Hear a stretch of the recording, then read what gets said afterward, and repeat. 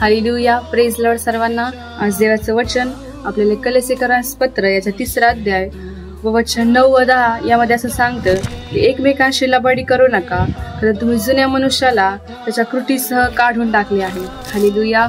जर आज प्रभू तुम्ही आज प्रत्येक जण येशूच्या तारणामध्ये जगत आहात, जे तारण तुम्हाला स्वर्गातून प्राप्त झाले त्यामध्ये आज तुम्ही जगत आहात, तर खरं तुम्ही जुन्या मनुष्याला काढून टाकलेले। हालेलुया।